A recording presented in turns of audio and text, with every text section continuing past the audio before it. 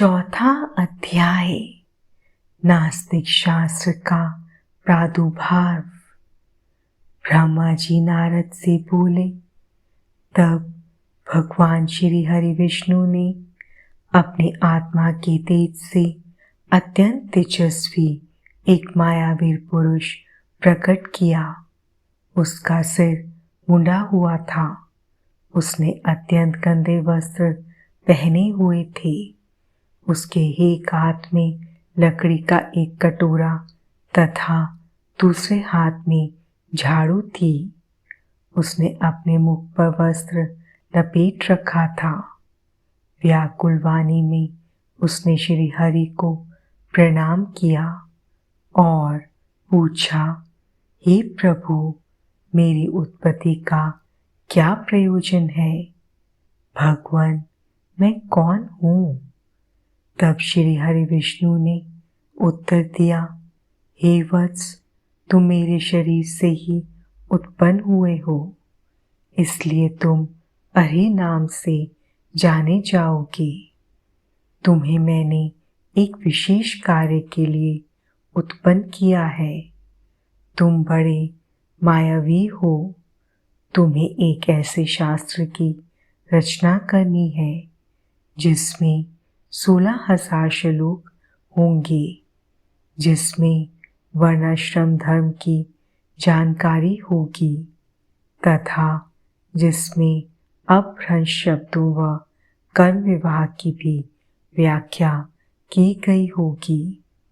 विष्णु जी के इन वचनों को सुनकर हरि ने उन्हें प्रणाम किया और बोला कि मेरे लिए अब क्या आज्ञा है?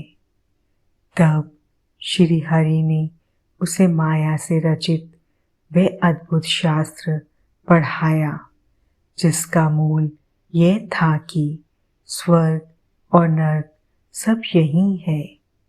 उनका अलग से कोई भी अस्तित्व नहीं है।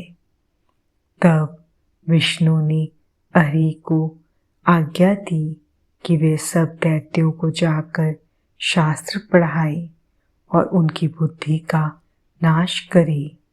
इस प्रकार ये शास्त्र पढ़कर त्रिपुरों में तमोगुण की वृद्धि होगी, जो उनके विनाश का कारण सिद्ध होगी।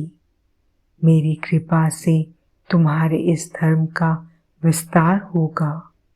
तत्पश्चात तुम मरुस्थल में निवास करना। तुम्हारा कार्य कलयुग आने पर ही पुनः आरंभ होगा। ऐसा कहकर श्री हरि विष्णु अंतर्ध्यान हो गए। तब हरि ने भगवान विष्णु की आज्ञा के अनुसार अपने अनेक शिष्य बनाए और उन्हें उसी मायामय शास्त्र की शिक्षा दी। विशेष रूप से उनके 4 शिष्य बने, जिनको उन्होंने कृषि, पत्ति, कीर्य और उपाध्याय नाम प्रदान किया। वे चारों शिष्य अपने गुरु के समान ही आचरण करने वाले थे। उनका एक ही धर्म था, पाखंड। वे नाक पर कपड़ा लपेटे गंदे वस्त्र धारण करके इधर उधर घूमते रहते थे। एक दिन हरि ने अपने चारों शिष्यों को अपने साथ लेकर त्रिपुर नगर में चल दिए। वहां पहुंचकर उन्होंने अपनी माया फैलानी आरंभ की, परंतु भगवान शिव की कृपा से उस त्रिपुरी में उनकी माया का प्रभाव नहीं हो रहा था। तब उन्होंने व्याकुल होकर भगवान विष्णु का स्मरण किया। भगवान विष्णु ने अलौकिक गति से सभी बातें जान ली। भगवान शिव का ध्यान करते हुए विष्णु जी ने, हे नारद, तब तुम्हारा स्मरण किया। अपने स्वामी के स्मरण करते ही तुम तत्काल उनकी सेवा में उपस्थित हो गए।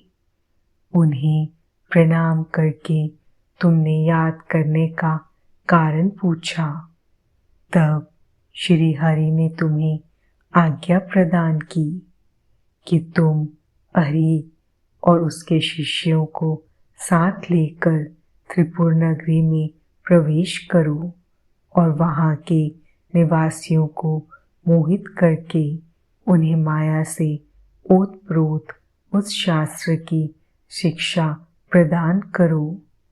अपने आराध्य भगवान श्री हरि की आज्ञा शिरोधार्य कर तुम उन पाखंडी ब्राह्मणों को साथ लेकर त्रिपुर नगरी की ओर चल दिए।